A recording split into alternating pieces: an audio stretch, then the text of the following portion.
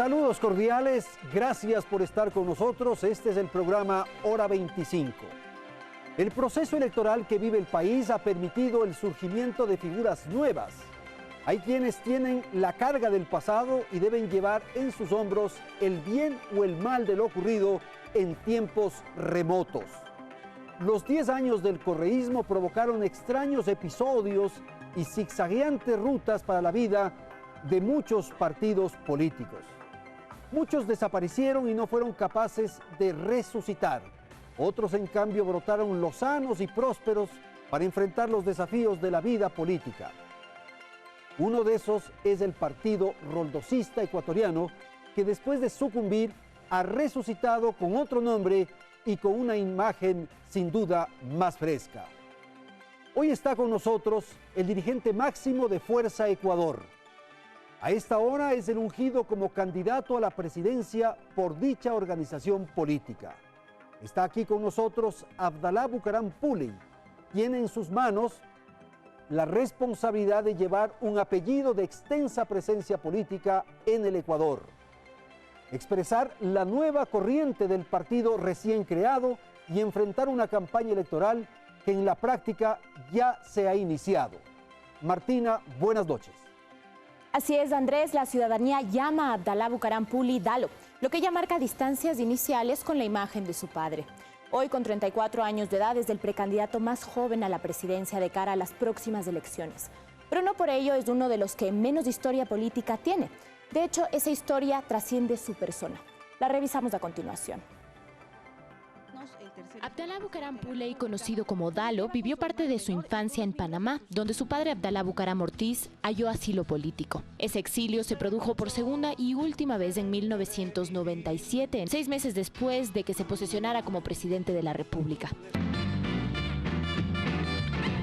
Todo un showman, conocido por su estilo frontal y estridente, así como por un discurso que varios califican de populista, Bucaram Ortiz llegó a la presidencia prometiendo crear el gobierno de los pobres. Que todos los partidos políticos, incluido el Partido Social Cristiano, me ayuden en el proyecto de gobernabilidad, porque los pobres del país nos necesitan. Pero bajo su mandato se encareció el transporte, se aprobó un impuesto al ahorro y se gravó los cigarrillos y el alcohol en más de un 300%. A ese contexto se sumaron acusaciones de peculado contra el presidente que provocaron manifestaciones ciudadanas masivas en su contra. El Congreso Nacional resolvió destituirlo usando la figura de incapacidad mental para gobernar. Bucaram Puley regresó al Ecuador para cursar la secundaria y poco después incursionó en el fútbol profesional dentro y fuera del país. Egresó en la carrera de Derecho y dio un salto a la política como líder del extinto Partido Roldosista Ecuatoriano en el 2006. Fue elegido asambleísta por primera vez en el 2009 y reelegido en el 2014. Su paso por la asamblea se caracterizó por el cambio de opinión con respecto al correísmo, que en un inicio apoyaba y que luego confrontó. Señor presidente, abra los ojos. El ministro de Salud, a través de sus asesores, me mandó a ofrecer 10 millones de dólares en obra. Que la libertad de mi padre era sencilla. Que con tan solo $1,5 millones de dólares, Pazmiño se encargaba de conseguirme los 5 votos en la Corte Constitucional. Si tenemos que irnos a una oposición férrea con el gobierno por pretender entregarle la justicia a un delincuente, vamos a hacerlo, presidente Correa. Ese estilo confrontativo, similar al de su padre, hizo a Dalo acreedor a 2 sanciones en el cargo, al que renunció en el 2015 por estar en desacuerdo con las enmiendas constitucionales. Yo no puedo solapar con mi voto, sea positivo o negativo, que un arrogante, envanecido en el poder, que está enamorado del mismo, quiere eternizarse. Su vida en el Partido Roldosista Ecuatoriano terminó en el 2014, cuando el CNE resolvió su disolución por no cumplir con los requisitos para mantener la personería jurídica. En el 2015, Bucaram Puley fue de los primeros líderes en reunir las firmas necesarias para inscribir su propio partido, Fuerza Ecuador. El día que este gobierno pare esa persecución malsana en contra de un hombre que fue defenestrado inconstitucionalmente del poder, ojalá el presidente Bucaram se sume a esta fuerza del Ecuador. A ese partido no ingresaron históricos miembros del PRE. Estamos constituyendo el Movimiento Radical Democrático Fuerza de los Pobres para aglutinar la vieja guardia roldosista y vamos a reclamar el número 10. La duda es a quién le pertenece más el legado de ese número. Si a un Dalo Bucaram que quiere construir sobre las bases del extinto PRE un partido renovado y con estilo propio, o a los líderes antiguos que quieren preservar su espíritu intacto.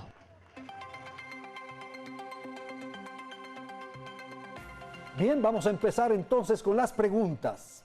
Es muy difícil, buenas noches abogado, perdóneme. Buenas noches. Buenas noches. Es muy difícil separarse de los antecedentes de su padre, para bien o para mal, usted es su hijo. En unos casos es una ventaja, en otros se vuelve complejo. De hecho, ¿usted es loco como él? Buenas noches. A ver. Un saludo a todos los televidentes. Gracias, Andrés, por la invitación. Yo creo que el secreto en política es ser auténtico y jamás pretender ser alguien que no eres y responder a la etapa que transitas. Veía el video de introducción y realmente es bastante lo que he transcurrido y he transitado en el tema político y he aprendido de cada una de esas experiencias y de momentos. Comencé muy joven y eso me ha permitido a mi corta edad tener una vasta experiencia, estoy seguro por encima inclusive del resto de mis adversarios en esta contienda. Hoy soy un resultado de esas experiencias, de los errores cometidos, de los aciertos cometidos, pero me siento mucho más preparado, mucho más capacitado, mucho más apto para representar el cargo que hoy ostento. ¿Usted siente en algún momento vergüenza de algo de lo que usted vio en este video? Vergüenza no. Vergüenza no, porque creo que he sido uno de los pocos, por no decir el único político honesto que tuvo la decencia de renunciar a su cargo por no quedarse siendo cómplice de una asamblea inconsecuente del sufrimiento de nuestro pueblo. Pocos asambleístas y ciudadanos tienen la decencia de renunciar a un cargo cuando no se les permite cumplir con efectividad el cargo por el cual ha sido electo. Entonces, vergüenza no, pero he aprendido de esas experiencias, claro. Y obviamente hay cosas que no volvería a hacer, como dejarme arrastrar por el odio que este gobierno promueve a una política personalista de insultos, de enfrentamientos, de adjetivos. Yo creo que estoy para mucho más de aquellas cosas y por eso hoy llevo una política de propuestas que le da una nueva alternativa al Ecuador. Abogado, pero usted no me respondió, no sé si le incomodó la pregunta, en el sentido de que usted es loco como Abdalá. No, sencillamente me enfoqué en otra parte de la pregunta. Se distrajo, digamos. Mire, Khalil Gibran decía que los locos labran el camino que luego los sabios transitan. Muchas veces a quienes nos llaman locos o a quienes les dicen locos, tenemos la suerte de ser incomprendidos, porque dicen que cuando el mundo nos entiende, apresa una parte de nosotros. Entonces creo que compartimos muchas cosas y somos muy diferentes en otras. Para nadie es secreto que mi padre y yo tenemos muchas diferencias en el estilo. Lo que yo jamás he hecho y jamás haré, como hacen otros hijos de que están en política, es negar mis orígenes y negar a mi padre. Hijos de. Porque hay quienes dicen que nunca conocieron a sus padres y que se enteraron de las virtudes o errores de sus padres cuando ya estaban en edad avanzada. Nadie es responsable, nadie es responsable de lo que ha ocurrido con sus padres. Y eso es lo importante. Y ojalá, estimado Andrés, esa sea la tónica y el comportamiento de los medios en esta contienda. Porque más allá de que nadie es responsable de los aciertos o errores de sus padres, en cada introducción que voy a cualquier medio de comunicación, es que esa es la carga, lo primero esa es la carga que usted tiene, es para bien o para mal. El pasado bueno o malo que puedan haber tenido mis antecesores, y no solo hablo de mi padre. Sin embargo, yo represento con orgullo una lucha de 60 años. Soy el quinto candidato a la presidencia de la República por parte de mi familia. ¿Quinto? Don Buca. ¿Ya? Jaime Roldós. Abdalá Bucaram. Jacobo Bucaram Ortiz y hoy Dalo Bucaram. Por algo el pueblo ha venido respaldando en voto nuestra lucha, que ha sido sacrificada, que ha sido merecedora de persecuciones malsanas, porque la persecución a nadie se la cuenta, solo la sabe el que la vive. Yo era un niño de 4 años y veía cómo a mi padre se lo llevaban como narcotraficante en Panamá por una acción del gobierno del Ecuador con la dictadura de Noriega en Panamá. Y eso nadie te lo cuenta. Pero Dalo, esas son lágrimas guardadas y cicatrices que llevas en tu corazón. Es justo esto de las cicatrices en el corazón cuando le enrostran a su padre y a la gestión que él desarrolló y una de las imágenes, no sé si imágenes, pero de relaciones que se hace es de esos costales con dinero que se habrían sacado durante la administración de su padre. Bueno, y volvemos a hablar del pasado. Sin embargo, yo lo respondo Sí, claro. porque no hay nada que esconder.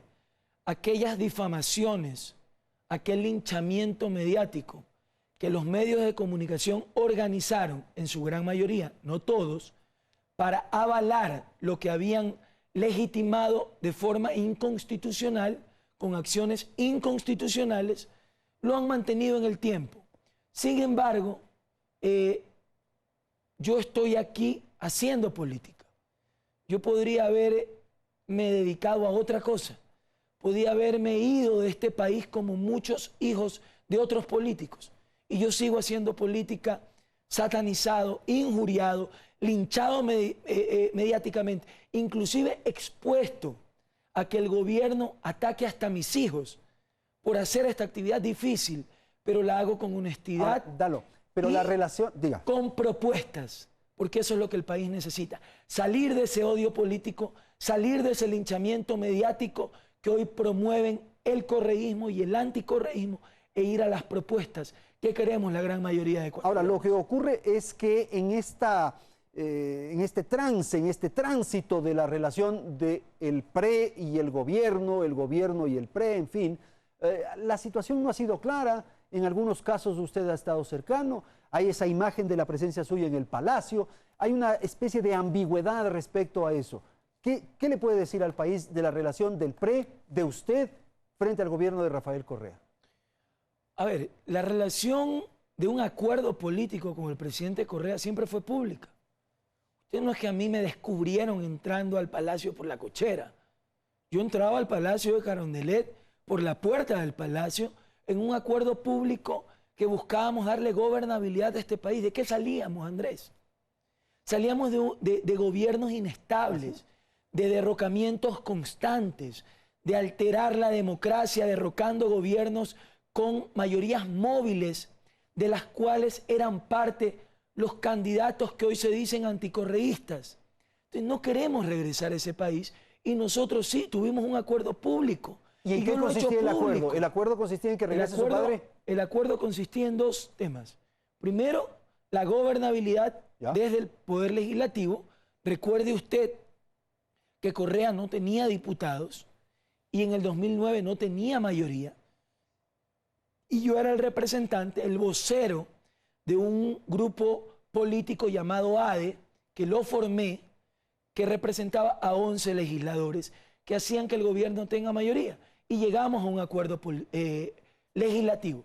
En la parte política, no es que hicimos un acuerdo que ya, tu padre vuelve mañana. Entonces, ¿en qué consistía? Rafael Correa, después de escuchar las grabaciones que yo le entregué entre Jaime Nebot y el señor Verduga, donde planificaban la persecución en contra de Abdalá Bucaram, y usted recordará esas grabaciones, y orquestaban el golpe de Estado dado a Bucaram por no haber sabido asimilar una derrota, llegamos a un acuerdo. Voy a acabar con esta persecución y voy a permitir que tu padre vuelva al país. ¿Y en qué consistía eso? ¿En alguna decisión, digamos, de la función judicial? Primero fue a través de la Asamblea Constituyente. Ya. ¿Con un indulto? ¿Con qué? Con una amnistía que le iba a ser dada a Gustavo Noboa, a Dajic y a Bucaram. ¿Y el presidente traicionó este acuerdo? Traicionó ese acuerdo. Después, al haber faltado ese acuerdo, y como venía el proceso legislativo 2009-2013, nos dijo, presenten una acción extraordinaria de protección en la Corte Constitucional y yo voy a hacer que Pazmiño resuelva con mayoría en la Corte y se acabe la persecución a tu padre. ¿También falló en eso? Ojo, era un acuerdo de dos vías, legislativo y político. Incumplió en ambas vías. Como le ha incumplido al pueblo ecuatoriano un sinnúmero de ofertas prometidas. Todavía los ecuatorianos esperamos que el IVA baje al 10%. Todavía los ecuatorianos esperamos que se acabe con un modelo en el que existe un dueño del país y exista libertad de poderes del Estado, independencia entre ellos. Hoy hay un nuevo amo de la justicia. un nuevo amo del Poder Constitucional, Legislativo, de la Contraloría, de la Fiscalía, de la Procuraduría y de todos los poderes del Ahora, lo que Estado. ocurre, Dalo, es que usted, para poder gobernar, en el caso de que el pueblo le asigne esa responsabilidad, usted tiene que buscar alianzas, buscar acuerdos, buscar alguna fórmula para gobernar. De lo contrario va a ser muy complejo, más aún cuando tiene que derogar estas decisiones o tiene que adoptar algunas para mejorar la economía, en fin. ¿Con Pero quién va a hacer alianzas usted? Eso no tiene nada que No, yo ver sé. con proclamarte el dueño del país. No, yo refiero a usted. Y crear El un momento en que Consejo de asuma el poder. Participación Ciudadana donde amañes todos los concursos y todos los que ganen los concursos sean tus empleados. Ok. ¿Necesitamos un acuerdo de gobernabilidad? Sí, de gobernabilidad, no de trance ni de tronchas que ya se están repartiendo en los otros candidatos, Ya. con el candidato del feriado y con los dos candidatos del golpismo. Ok, abogado, tenemos que Nosotros ir no ahora vamos mismo. a entrar en ese reparto de la torta y por eso vamos en una gran alianza con el pueblo y haremos un acuerdo de gobernabilidad en la segunda vuelta para mantener la gobernabilidad Abogado, en este país. vamos a pasar un momentito a unas preguntas que le han hecho la ciudadanía, la Encantado. población en las calles de Quito. Ahora mismo vamos con la primera pregunta que tenemos para que usted escuche. Yo le pregunto a Abdalá Bucaram si está capacitado para gobernar el país que se encuentra un poco conflictivo. La señora le ha preguntado si usted está capacitado para gobernar. Totalmente. Si no tuviera la responsabilidad de enfrentar esta contienda. Ok, tenemos una siguiente pregunta que le formulan desde las calles. Adelante.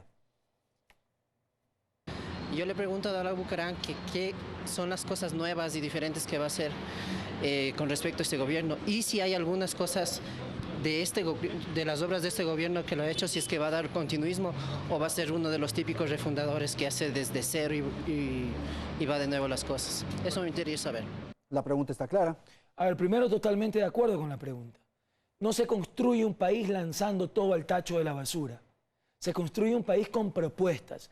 Y hay cosas que han sucedido en esta década que han sido positivas. ¿Y usted no va a lanzar al tacho de la basura la ley de comunicación? La inversión en el sector social es positiva. La ley de comunicación es positiva. ¿Ah, sí? Porque usted tiene los derechos a los artistas, por ejemplo, que le permite a los cantautores sonar en las radios. ¿Qué es lo negativo y lo que sí vamos a eliminar en un compromiso con el Ecuador? La Supercom.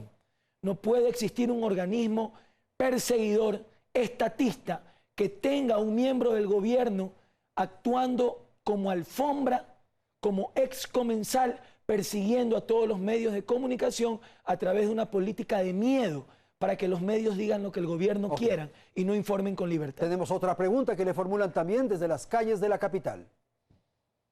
Me gustaría averiguarle cuál es el programa que tiene para aumentar el empleo y reducir la pobreza. Ya está. Empleo, que es probablemente el problema más grave que tendrá que asumir el nuevo mandatario. Bueno, aquí es necesario entender que la economía de un país tiene que dividirse entre lo público y lo privado. No puede volar el avión con un solo motor.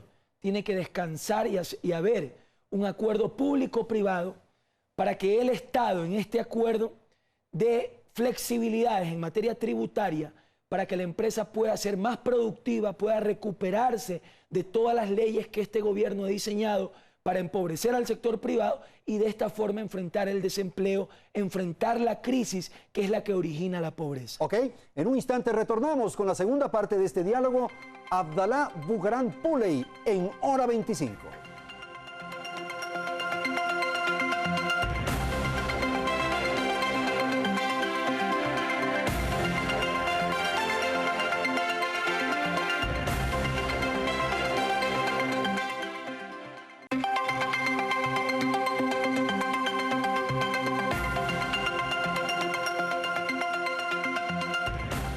Estamos en Hora 25. Fuerza Ecuador y Dalo Bucaram han adoptado como lema de campaña el de luchar por un Ecuador sin odio. Su discurso se centra en la conciliación, atributo que caracteriza a candidaturas jóvenes y exitosas en el extranjero. Así, Fuerza Ecuador habla de construir un Ecuador inclusivo, donde se acabe la persecución al empresario exitoso, exista libertad informativa y se reconozcan tanto los errores como los aciertos del correísmo.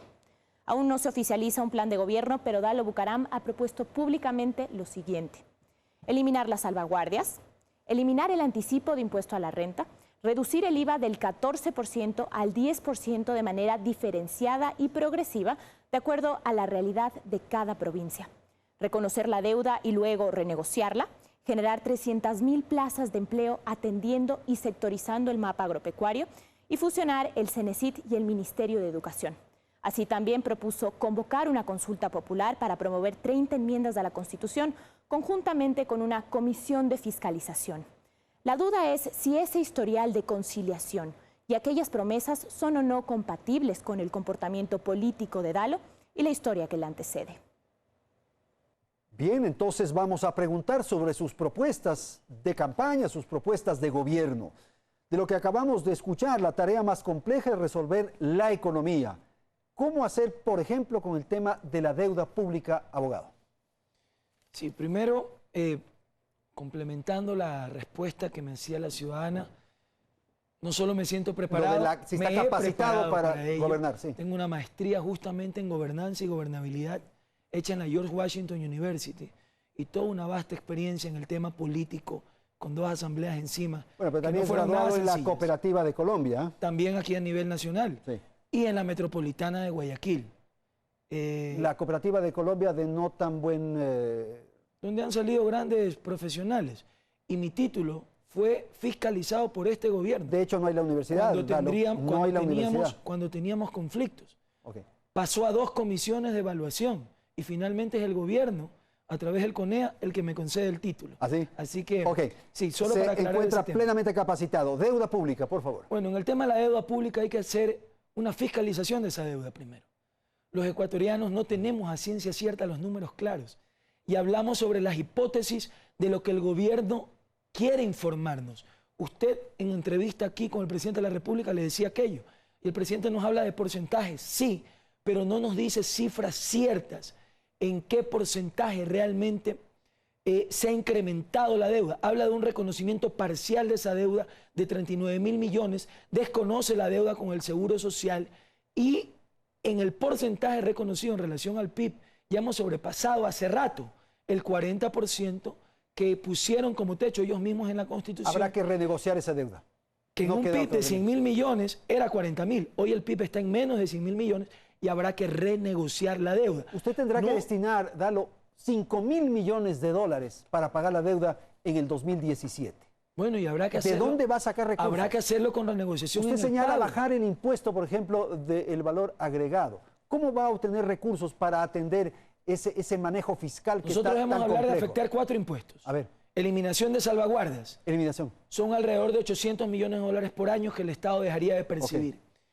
Okay. Reducción del IVA del 14 al 10% o... Del 14 al 10%. Del 14 al 10%, porque actualmente está en el 14%. Se dijo que era un año, pero conociendo lo que pasó con las salvaguardias, que dijeron que era un año y fue un año que nunca terminó, tendremos que ver si es así. Además, ese año cumple en mayo y ahí podremos reducir el IVA.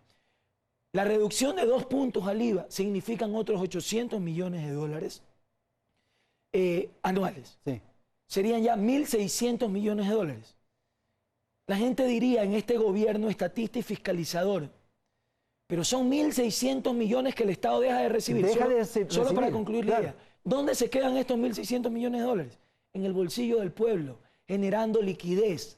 Por eso todos los libros económicos ordenan que en época de recesión y de pobreza, lo correcto es disminuir impuestos para oxigenar el bolsillo de los ciudadanos. Entonces nosotros queremos generar liquidez y reactivar la actividad comercial en el país a través de un IVA diferenciado principalmente en las zonas fronterizas.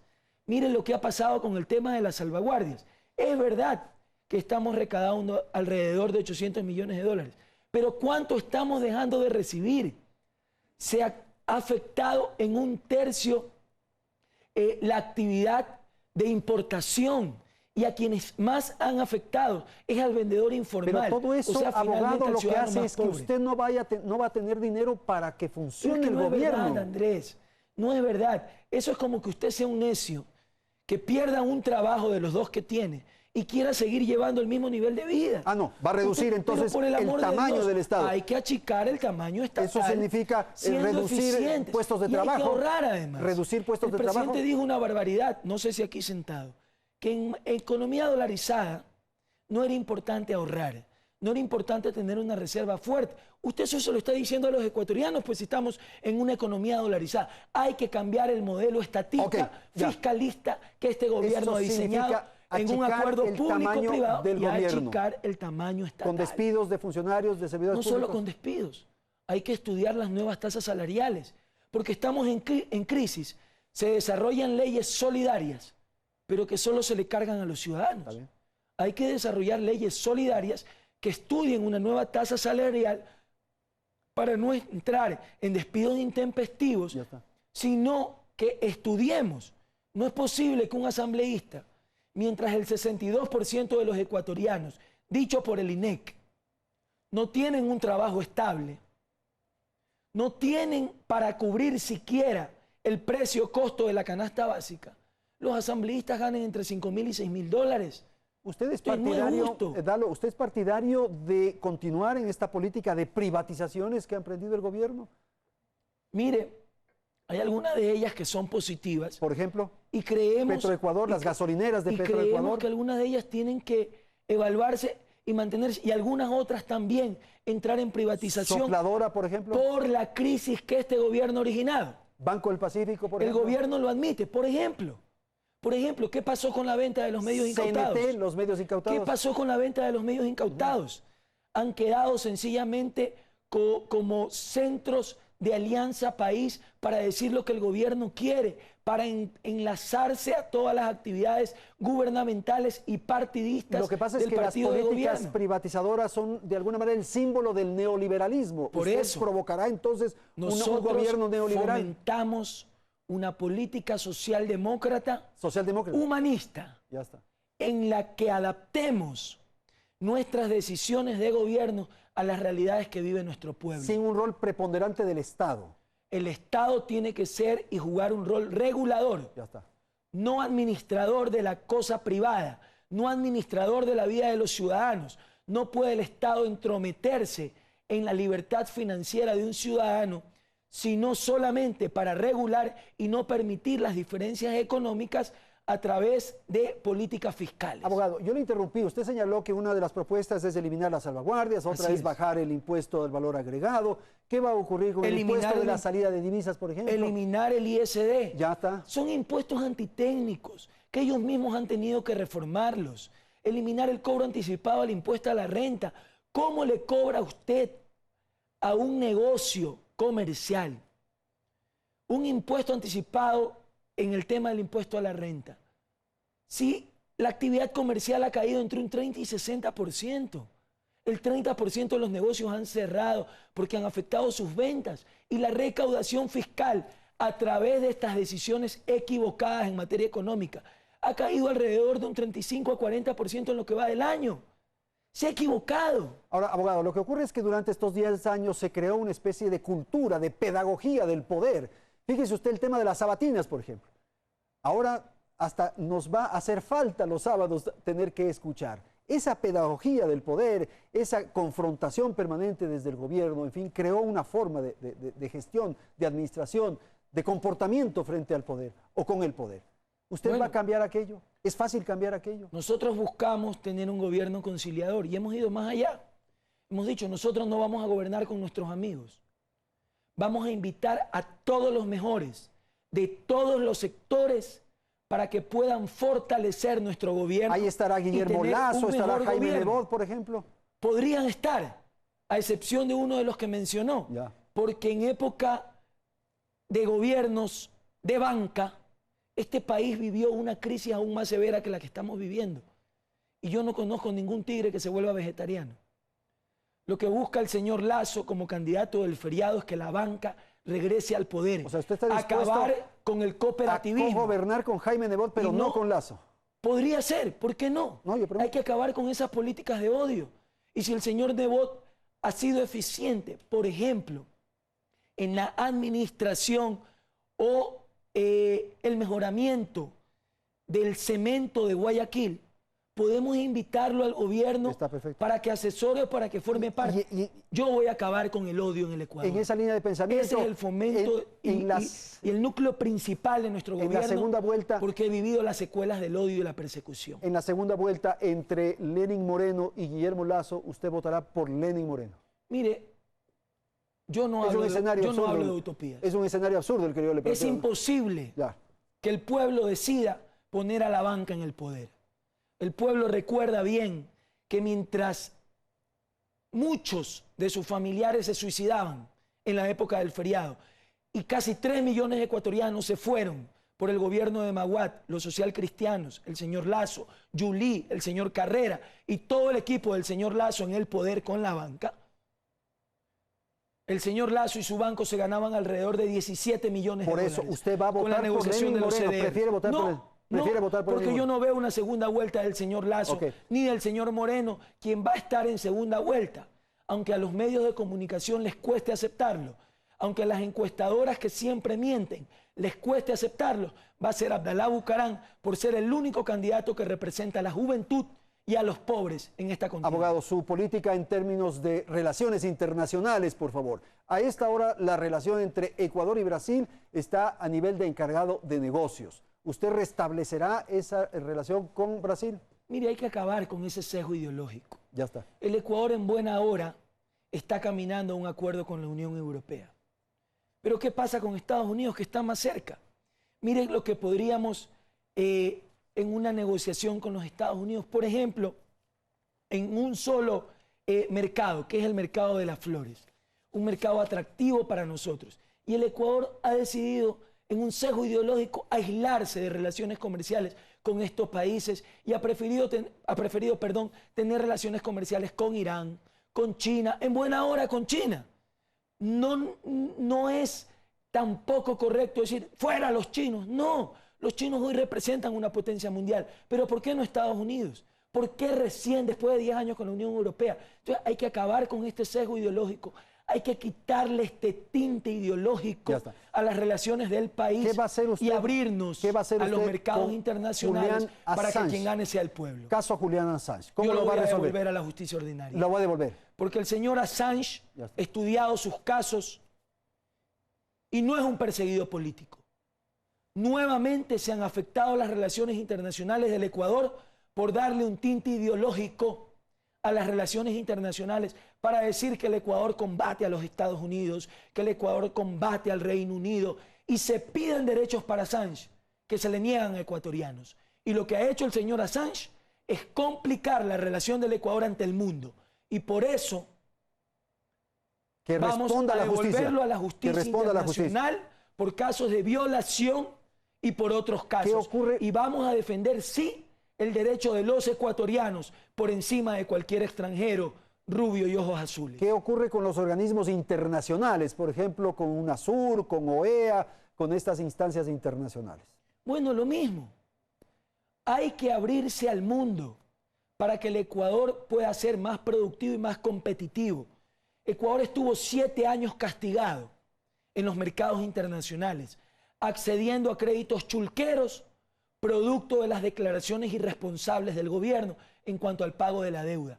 Por eso nosotros criticamos que el candidato de la banca diga, no, vamos a declarar deuda ilegítima. ¿Qué pasaría si los cuentaahorristas o cuentas corrientistas del banco que el señor representa decidiéramos? Pero parecería que su adversario no es Correa ni es... Mi adversario ni es Correa ni es Lasso, es la pobreza. Pero entonces... Es la falta de educación, es la falta de oportunidades que tiene el Ecuador, pero también la irresponsabilidad de ciertos candidatos que se comportan como clientelistas, como que estuvieran en un baratillo de ofertas, que quieren hacer patria botando todo a la basura. Entonces, así hay que ponerle los puntos encima. Está bien. Aunque le preocupe a ciertos medios que están más preocupados de sus pautas que de decirle la verdad al pueblo del Usted Ecuador. va a debilitar, tal como ha sido de alguna manera la conducta del actual gobierno, al sistema interamericano de derechos humanos, tanto a la Comisión como a la Corte de los Derechos Humanos. Mire, tenemos que luchar porque el comportamiento de la Corte Interamericana de Derechos Humanos sea más amplio para América Latina. Que el sistema interamericano de derechos humanos tenga también representación y sede en América Latina. porque también es contradictorio que un país que no firma el sistema es donde esté la sede del sistema interamericano. Entonces, debemos de mantenernos en el sistema y de exigirle que se atiendan todos los casos sin orientación ideológica, sino que brille la justicia. Okay.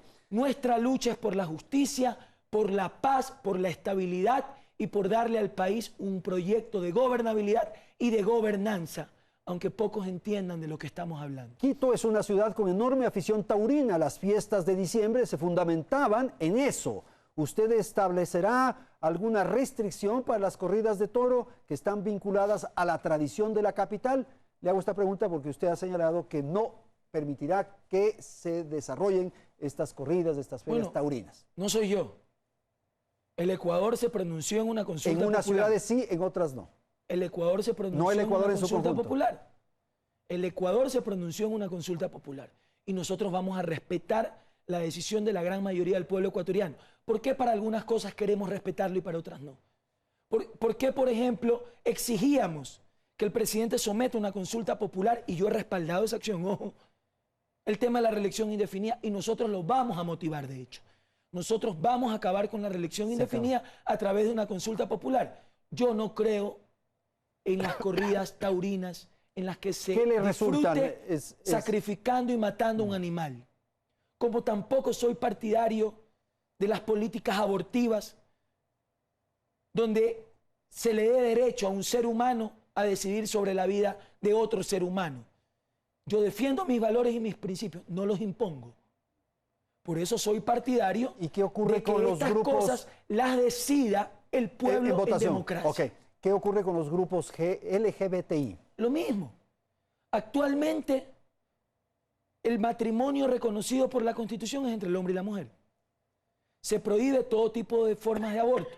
Si ellos insisten en estas luchas, nosotros vamos a tener una actitud democrática. Yo les he dicho, yo no estoy de acuerdo. Sin embargo, no tengo por qué imponer mi creencia por encima de la lucha de sectores minoritarios. El matrimonio con personas del mismo género no los va a permitir, usted no va a aceptar. Es que yo no tengo por qué permitirlo. Primero que yo no soy sacerdote. No, la legislación, el Estado. Es otra cosa. Y yo no soy legislador tampoco. El registro civil. Yo no soy candidato a legislador tampoco.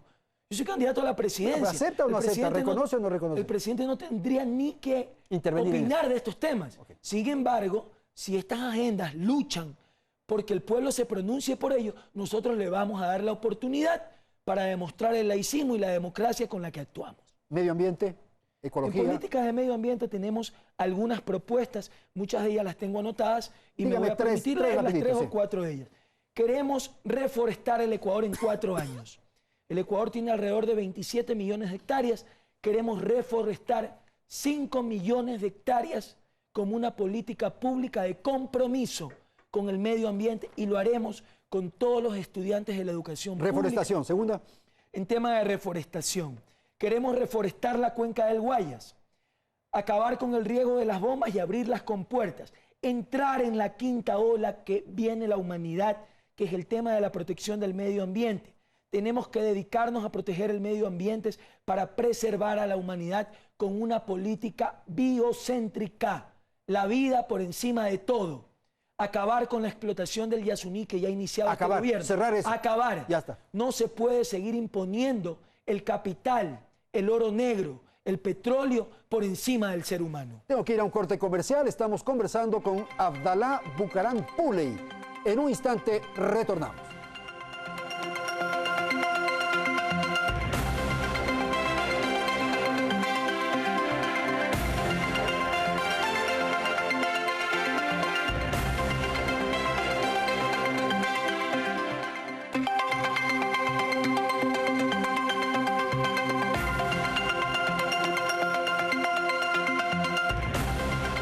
Volvemos a Hora 25 con Dalo Bucaram, quien fue el segundo en postular su precandidatura a la presidencia para la contienda electoral del 2017.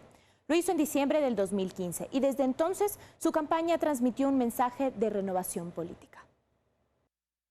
¡Viva Dalo Bucaram! ¡Viva! Fundó su partido Fuerza Ecuador con un repertorio renovado a principios del 2015 sobre las cenizas del Partido Roldosista Ecuatoriano. Posterior al asesinato de Jaime Roldós, la oligarquía se usurpó el poder y nació la Fuerza de los Pobres con el presidente Bucaram.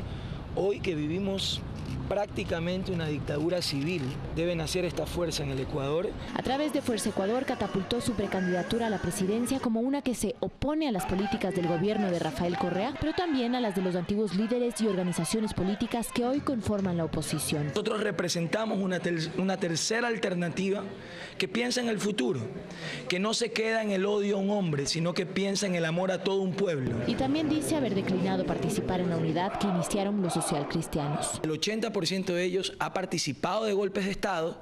El mensaje que te están dando es: queremos volver al Congreso para convertir de la Asamblea lo que era el viejo Congreso que derrotaba gobiernos. Se declara traicionado por el correísmo por haberse convertido en aquello que criticaba. Y apenas en septiembre de este año habló de posibles acercamientos con Jimmy Jairala, quien era afín a Alianza País. No podemos volver al pasado, pero también es verdad que Correa ya no representa el futuro. Sin embargo, Jimmy tiene una visión de centro hacia la izquierda, donde entiende que no se puede vivir solo engordando un Estado obeso, afectando al sector privado. Ese acercamiento es incierto ahora que Jairala y Centro Democrático han resuelto apoyar la candidatura de Paco Moncayo, quien dirigía las Fuerzas Armadas cuando Abdalá Bucaram padre fue destituido. Por ahora, sin alianzas visibles, incita a los electores a proponer ideas para su plan de gobierno, pues al igual que su padre, afirma que representa la fuerza de los pobres, pero a diferencia de él, también la de los jóvenes.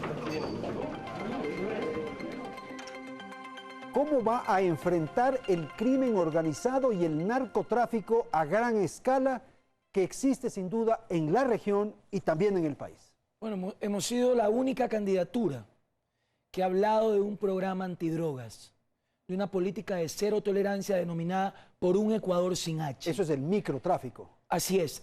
Las decisiones legislativas de este gobierno es las que nos han llevado a las actuales condiciones de micro y de macro y de narcotráfico que vive el Ecuador. ¿Cuáles decisiones? Mencione dos. Por ejemplo, la implementación de una tabla antitécnica que permaneció en vigencia durante 2 años, que permitía cantidades exuberantes para que nuestros jóvenes puedan drogarse libremente, enseñándole a la juventud que en este país te vas a la cárcel si hablas mal de un ciudadano, si hablas mal de un presidente, pero puedes drogarte libremente sin ningún problema.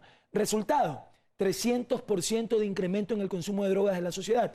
Resultados: la primera edad de consumo en el Ecuador bajó de 14 a 9 años. Y hoy nuestros neonatos nacen con adicción producto de la adicción de sus madres. Así que buscaremos asesoría internacional. ¿En el gran narcotráfico usted cree que fue un error la salida de la base de Manta? Yo creo que se puede buscar ayuda internacional, no invitar bases extranjeras. Y para eso es necesario fortalecer las relaciones con países como Estados Unidos y buscar asesoría extranjera que hayan tenido éxito en combatir los carteles en sus ciudades. Y eso es lo que nosotros estamos haciendo. Usted anunció en una entrevista que le hice en la radio que estará próximo en venir o que fue invitado el exalcalde de Nueva York, Rodolph Giuliani. Sin embargo, su salud le ha afectado en estas últimas semanas y estamos estudiando la posibilidad de que él venga una vez que se recupere, pero tenemos un plan desarrollado por él. Que es el que se implementó en Nueva York. Exactamente, el mismo que se implementó con éxito en Nueva York y logró exterminar a los carteles que trabajaban en las escuelas matando a los niños con este tipo de drogas que hoy operan en el Ecuador. Si tuviera que elegir en aumentar los recursos, el gasto en educación o seguridad, ¿a cuál de estas áreas considera que se debe priorizar? Le dan las dos opciones, seguridad o educación. Bueno, sin lugar a duda, un país más culto es más difícil que caiga y sea víctima. A pesar de que se estén matando en las calles, a pesar de que se estén robando en las calles. Ojo, la delincuencia existe también por la falta de oportunidades de este gobierno. El 62% de los ecuatorianos salen a inventar cómo alimentar a su familia. Entonces, no estoy justificando, pero un padre de familia desesperado es capaz de hacer lo que sea por llevarle un pan a sus hijos. Es muy fácil juzgar, pero es muy difícil vivir en las condiciones. Y lo sé, porque Fuerza Ecuador nació de escuchar al pueblo. Actualmente estamos en un proyecto denominado Consulta Nacional Fuerza Ecuador, Hemos tocado la puerta en estos 10 días de 1,5 millones de ecuatorianos preguntándole qué Ecuador quieres. Y lo que vemos es catastrófico. Madres de familia que ponen cadenas a sus hijos para que no salgan a drogarse. Padres que dicen, yo vivo del día a día de fiar a la tienda y salgo a inventar cómo alimentar a mi familia. Mis hijos si almuerzan no cenan. Y eso no viven los políticos de siempre y por eso solo hablan de sus problemas. Y por eso digo, solo para terminar, mi querido Andrés, que soy el único candidato que representa a la juventud, que está escuchando al pueblo y no hablando entre los políticos. ¿Qué va a hacer con la universidad ecuatoriana? Bueno, primero, garantizar la autonomía universitaria establecida en el artículo 355 de la Constitución. Vamos a acabar con el intervencionismo, con veeduría de la ONU, de la UNESCO a todas las universidades y permitiendo que el CEACES sea conformado por la Asamblea Universitaria y el CENESID por la Asamblea de Rectores, por la Asamblea Universitaria, para garantizar la independencia y la autonomía universitaria y acabar con el intervencionismo. ¿Qué va a hacer con las Fuerzas Armadas? Están debilitadas durante estos 10 años del correísmo. Vamos a llevar además la universidad a todos los cantones del país que sobrepasen los 50.000 habitantes. Es la idea que desarrollábamos por redes sociales. Crear más universidades, eso, ¿no? Un modelo que ya funcionó, por ejemplo, con la Universidad Agraria del Ecuador, que abrió 40 extensiones en los cantones más pobres del país. ¿Cómo va a ser la relación de las suya? Fuerzas Armadas? Inclusive, y se lo digo como una perla. A ver. Es posible que nuestro binomio venga de un ex militar. Nosotros queremos fortalecer las relaciones con la fuerza pública para darle gobernabilidad a este país. Es verdad, las Fuerzas Armadas cometieron un error a través de Paco Moncayo, que lideró los golpes de Estado en este país con el uniforme, y las Fuerzas Armadas han aprendido la lección.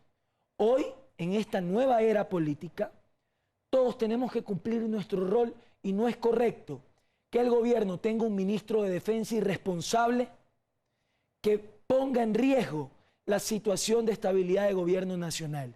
Nosotros vamos a fortalecer nuestras relaciones con las Fuerzas Armadas, defendiendo los derechos de los militares y de los policías también, muy bien, que también han sido maltratados. Precisar un poco, como jugábamos cuando éramos niños, el candidato suyo a la vicepresidencia va a ser militar. Es una posibilidad. ¿Hombre o mujer? Hay un hombre y una mujer. ¿Ah, sí? Una mujer manabita y un hombre ex militar de las Fuerzas Armadas. ¿Vivo o muerto? Vivo. ¿Cuáles son las cualidades de su contendor Lenín Moreno? Mire, yo lo respeto a nivel personal a Lenín, pero Lenín no es el problema es lo que Lenín representa. ¿Cuáles son sus cualidades? Yo creo que Lenín es un Correa más maduro. ¿Cuáles son las cualidades de Guillermo Nicolás Maduro? Lazo? Porque representa el proyecto de Maduro para el Ecuador. Un Correa más Maduro. ¿Le salió la frase o ya la tenía pensada? Más Nicolás Maduro, porque Lenin representa el proyecto venezolano de hambre y pobreza en el Ecuador, liderado por Nicolás Maduro. ¿Cuáles son las cualidades de Guillermo Lazo? La bancarización del poder. Pretende regresar que los bancos manejen el Ecuador. Así es, porque ese es el modelo con el que él quiere gobernar. Y lo ha dicho. Nosotros, en cambio, vamos a invitar banca internacional para acabar con los intereses altísimos que esta banca nacional exprime a nuestro pueblo. ¿Cuál es la cualidad de Cynthia Viteri? ¿Cualidad? Hasta ahora no ha dicho ninguna. Cynthia es una mujer luchadora, es una mujer valiente, pero golpista. ¿Cuál es la cualidad del general Paco Moncayo? Un hombre que tuvo la hombría, valga la redundancia, la decencia de aceptar sus errores, pero golpista. Representa toda esa ola de golpismo que le hizo mucho daño al Ecuador, entregándole el poder a los pequeños poderes de siempre repartidos entre la banca, ciertos medios y los políticos que activaban a estos poderes en las más altas esferas del Estado. Voy a terminar con lo que le pregunté, pero nunca supe exactamente. ¿Entre Moreno y Lazo? Dalo Bucaram. Muchísimas gracias, Abdalá Bucaram Puli, esta noche aquí en Hora 25. Gracias a su atención, felicidades. Hasta la próxima semana.